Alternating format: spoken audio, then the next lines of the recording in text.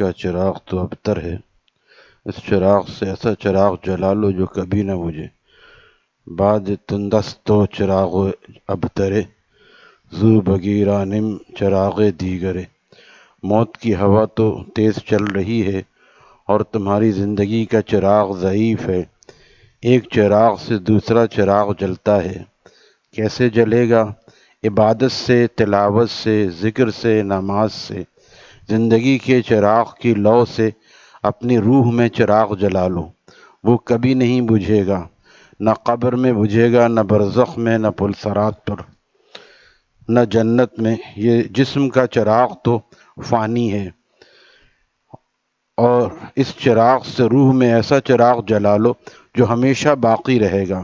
لیکن وہ چراغ جلے گا اسی چراغ سے، جیسے بجلی کے بلب تو جل رہے ہیں، روشنی تو ہو رہی ہے، لیکن اچانک بجلی چلے جانے کے خوف سے ہم اس بجلی کی روشنی کے ساتھ، اس زمانے میں لالٹین، موم بتی، دیا، ماچس وغیرہ رکھتے تھے، آج کل سولر سسٹم لگاتے ہیں، اور زمانے میں اب انتظام بھی ترقی کر رہے ہیں، اسی بجلی سے اس کو محفوظ کر لیا جاتا ہے۔ پھر اس کے جانے سے جب اچانک بجلی چلی جائے تو پھر ان چیزوں کا نور کام دیتا ہے۔ اسی طرح جب تلاوت، ذکر اللہ میں، اللہ کی یاد میں کسی کے آنسو بہتے ہیں تو یہ وہ نورانی تیل ہے جس سے موت کے وقت روح میں ابدی چراغ روشن ہوتا ہے۔ فرمایا جو روزانہ ذکر کرے، من کان آخر کلامہ لا الہ الا اللہ، تو جو روزانہ ذکر کرے گا، چھوٹے سے آسان حساب لے لیں، 100 مرتبہ اگر کوئی کرتا ہے تو مہینے میں 3000 مرتبہ اس کا ذکر خود بخود ہو جاتا ہے، سال میں 36,000، اور اسی طرح قیاس کرتے جائیں کہ 10 سال میں کتنا، 20 سال میں کتنا۔ تو جو لاکھوں کی تعداد میں ذکر اللہ کرے گا تو وہ آخر وقت میں خالی کیسے چلا جائے گا؟ اللہ تعالیٰ کی رحمت سے بعید ہے اور انسانی عادت سے بھی بعید ہے۔ جو انسان گالیاں دیتا ہے وہ بیماری اور دماغ خراب ہونے کی حالت میں بھی گالیاں دیتا ہے، اور جو کلمہ نماز پڑھتا ہے وہ اس حالت میں بھی یہی کرتا ہے۔ تو انسانی عادت اور فطرت بھی یہی ہو جاتی ہے کہ وہ وہی کام ایسے وقت میں کرتا ہے جب اس پر کوئی مصیبت بھی پڑتی ہے۔ تو پھر جب ہم روزانہ ذکر کے پابند ہوں گے تو فرمایا من آخر کلام ہی، جس کا آخری کلام لا الہ الا اللہ ہوا، دخل الجنہ، وہ سیدھا جنت میں جائے گا۔ اللہ تعالی ہمیں ایسی روحانی حالت عطا فرمائے اور ایسی موت عطا فرمائے۔ تو یہ موت نہیں ہے بلکہ یہ اصل زندگی شروع ہونے والی ہے۔ اقبال کہتے ہیں موت کو سمجھے ہیں غافل، اختتام زندگی۔ موت کو سمجھے ہیں غافل، اختتام زندگی، یہ ہے شام زندگی، صبح دوام زندگی۔ یہ ہے شام زندگی، بظاہر اس زندگی کی شام ہو رہی ہے لیکن اگلی زندگی کی شروعات ہو رہی ہے۔ یہ ہے شام زندگی، صبح دوام زندگی۔ تو فرما رہے ہیں جس سے موت کے وقت روح میں ابدی چراغ روشن ہو جاتا ہے، اگرچہ اس وقت ہمیں پتہ نہیں چلتا کہ ذکر و تلاوت اور اعمال صالحہ سے کیا دولت ہمارے پاس ہے، سوائے اس کے کہ دل میں سکون محسوس ہوتا ہے۔ البتہ جب اس جسد عنصری کا پردہ روح سے ہٹے گا، یعنی موت کا وقت آئے گا، اس وقت روح یہ انوار کا سرمایہ لے کر اپنے رب کے پاس جائے گی۔ اس وقت پورا انکشاف ہوگا اس دولت کا، اگرچہ یہ دولت اب بھی موجود ہے، جیسے دن کے وقت بھی چاند اور ستارے موجود رہتے ہیں لیکن سورج کی وجہ سے وہ نظر نہیں آتے، جب سورج ڈوبتا ہے تب ان کا ظہور ہوتا ہے۔ اسی طرح جب روح کا سورج ڈوبے گا یعنی جان نکلے گی، پھر ان چیزوں کا ظہور ہوگا۔ ابھی ہم کہتے ہیں روزانہ یہی کام کرنا ہے، روزانہ یہی کام کرنا ہے، کرنے کے بعد اس وقت میں یہ چیزیں کام آئیں گی جب کوئی چیز کام نہیں آتی۔ کوٹھی بنگلہ، خدام، حشم و قدم جب کام نہیں آتے، دنیا کی ساری مادی چیزیں جب ختم ہو جاتی ہیں، پھر ان روحانی چیزوں کا وجود شروع ہوتا ہے۔ جب یہ سورج ڈوبے گا پھر یہ چیزیں نظر آئیں گی، آج نظر نہیں آتی۔ اسی طرح جو لوگ دنیا میں خوب اللہ تعالیٰ کو یاد کر رہے ہیں، ان کی روح میں انوار کا خزانہ اس وقت بھی موجود ہے، لیکن جب موت آئے گی تب اس نور کا پتہ چلے گا۔ اب اس سے اندازہ لگا لو، جن لوگوں نے اپنی جانوں کا سہارا عورتوں کو، فیکٹریوں کو اور تجارت اور دولت کو بنا رکھا ہے، ان کی روح کیسی بے کسی اور تہی دستی کے عالم میں اللہ تعالیٰ کے پاس جائے گی۔ اس وقت کون اپنی فیکٹری اور تجارت اور کون کار اور بنگلہ قبر میں لے جاتا ہے، لیکن چونکہ انہوں نے اپنی زندگی میں روح میں دوسرا چراغ روشن نہیں کیا، تو موت کے وقت ان کی روح بے کسی کی تاریکی میں غرق ہو جاتی ہے۔ بعض دفعہ آدمی مایوسی میں اول فول کلمات بکتا ہے، اور اس طرح بعض دفعہ ایمان سے بھی جاتا ہے۔ اللہ تعالی ہماری حفاظت فرمائے۔ اور آخری وقت جب بھی ہو یہ دعا مانگنی چاہیے، یا اللہ وقت آخر خاتمہ بالخیر فرما۔ خاتمہ بالخیر بہت بڑی دعا ہے۔ ہم لوگ چونکہ موت کے نام سے ڈرتے ہیں، لہذا خاتمہ بالخیر کی دعا بھی نہیں کرتے۔ ایسے وقت میں خاتمہ بالخیر کی دعا جو روزانہ کرتا رہے گا، قبول ہو گئی تو اللہ تعالیٰ ضرور آخر وقت میں کلمہ نصیب فرمائیں گے۔ تو موت کی یاد فاسق کو مومن بناتی ہے اور مومن کو ولی کامل بناتی ہے۔ مراقبہ کرو کہ اللہ تعالیٰ کے سامنے پیشی ہو رہی ہے، اور اللہ تعالیٰ پوچھ رہے ہیں کہ تم نے نبی علیہ السلام کی تہذیب پر انگریزوں کی، کافروں کی تہذیب کو ترجیح کیوں دی؟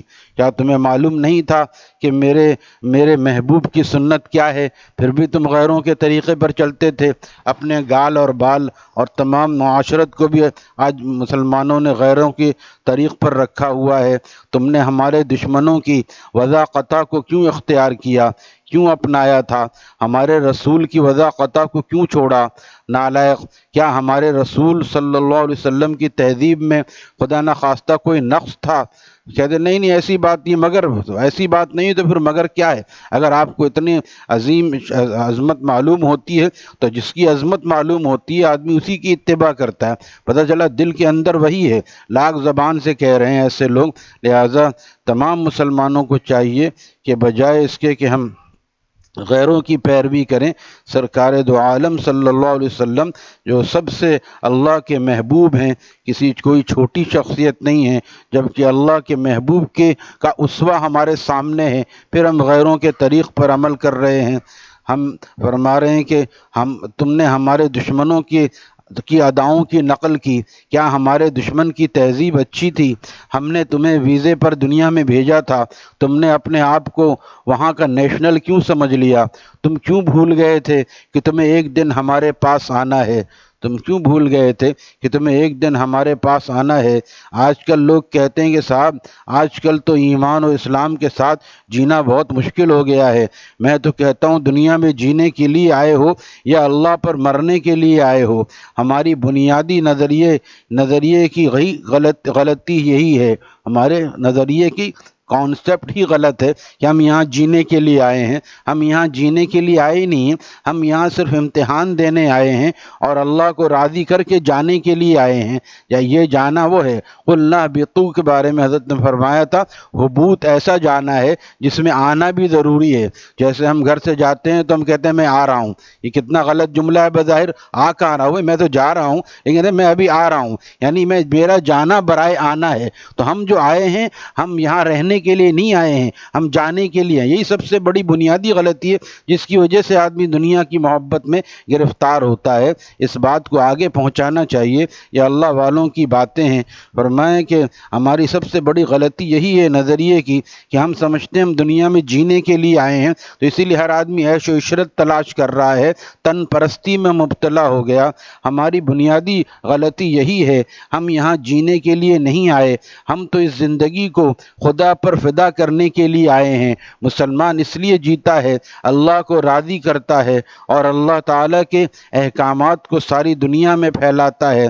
آج جو بہت زیادہ نمازی پرہیزگار بھی ہیں تو بس اپنی حد تک ہیں کہ بہت ماشاءاللہ نماز پڑھ لیا، گناہ سے بچنے کی بھی کوشش کی، لیکن ان کو یہ فکر نہیں ہے کہ میری اولاد بھی اللہ والی ہو جائے، میرے دوست احباب پڑوسی اور جہاں میں کام کرتا ہوں سب اللہ والے ہو جائیں۔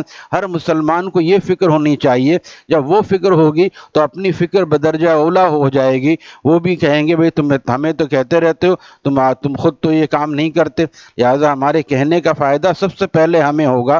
تو صرف اپنا ہی کام نہیں کرنا، بلکہ ہمیں دنیا میں تبدیلی لانے کے لیے ہمیں محنت کرنی ہے، اپنی سی محنت۔ اس تیرگی میں ٹوٹے دیے سے شگاف کر، کوئی تو کام تیز ہوا کے خلاف کر۔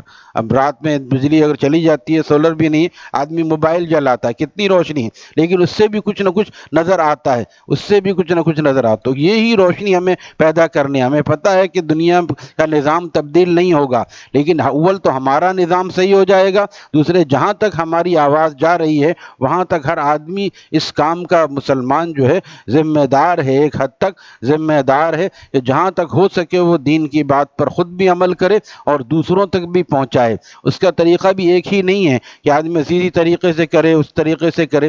جو کتاب یہ دی جا رہی ہے اس کتاب کو آگے پہنچا دیں، ہمارے پاس اور بھی کتابیں ہیں، آپ آ کے ہم سے لیں، اس کو آگے پہنچائیں۔ پیارے نبی صلی اللہ علیہ وسلم کی پیاری سنتیں، ولی اللہ بنانے والے 4 اعمال، مختصر کتابیں ہیں، لوگ پڑھ لیتے ہیں، الحمدللہ بعضوں کی زندگیاں تبدیل ہو گئیں۔ اللہ جا کے دیکھیے آپ غرفۃ السالکین میں کتنا مجمع ہے۔ ہمارے دوست ہیں فیروز محمد صاحب، حضرت والا کے بڑے خلیفہ ہیں، ان کو کسی نے 3 کتابیں، انہوں نے خود اپنے بیان میں بتایا کہ مجھے 3 کتابیں کسی نے دی تھی اپنے چھوٹے بھائی کی شادی پر۔ اب دیکھیے شادی پہ لوگ کیا کیا تحفہ دیتے ہیں، یہ بہترین تحفہ ہے۔ کسی کو اصلاح عورت کو اصلاح خواتین دے دیں، اور مرد کو اسی طرح کوئی بہشتی زیور۔ ایک دوست نے مجھے جو ہے وہ دیا تھا، حضرت شیخ کی آپ بھی تھی، یہ 30 سال ہو گئے آج تک میں رکھا ہوا، میں پڑھ رہا ہوں، اب میری اولاد پڑھ رہی ہے، کتنے کام آنے والی چیزیں۔ تو فیروز بھائی کہتے ہیں 3 کتابیں اس نے مجھے دی تھی، میں نے اس کو پڑھا، پھر پڑھ کے مجھے پتہ چلا کہ اصل زندگی کا مقصد کیا ہے۔ پھر ڈھونڈتے ہوئے وہ کہتے ہیں میں کتب خانہ مظہری آیا، اور پھر وہاں پہ محی الدین صاحب زندہ تھے، اللہ تعالیٰ ان کی مغفرت فرمائے، ان سے پوچھا کہ یہ جو صاحب ہیں نام لکھا ہوا ہے حضرت مولانا حکیم اختر صاحب، یہ حیات ہیں؟ ہاں حیات ہے، وہ دیکھیے وہ جا رہے ہیں گاڑی میں، سندھ بلوچ حضرت جا رہے تھے۔ تو جا کے فیروز بھائی کہتے ہیں میں نے سلام کیا، پھر حضرت نے پوچھا اگر کوئی خاص کام نہیں ہو تو آپ ہمارے ساتھ چل سکتے ہیں۔ دیکھیے پہلی ملاقات میں اللہ والے کتنی توجہ فرماتے ہیں، روح کو روح سے بھی ایک تعلق ہوتا ہے، آگے کیونکہ تعلق ہونا تھا تو کہتے ہیں فیروز بھائی میں بیٹھ گیا، پھر آگے گیا، پھر آج کتنا آگے بڑھ گئے۔ تو اس لیے بتا رہا ہوں کہ یہ ہم اس کو سمجھتے ہیں بیکار کام کہ کتاب دینے سے کیا ہوگا، 100 آدمی کتاب دے، 2 آدمی بھی صحیح ہو جائے گا تو کتابوں کی قیمت وصول ہو جائے گی، اور الحمدللہ ہو رہا ہے کام، ایسا نہیں ہزاروں لاکھوں کی تعداد میں کتابیں تقسیم ہو رہی ہیں۔ تو ہدایت کا کوئی ایک طریقہ نہیں پھیلانے کا۔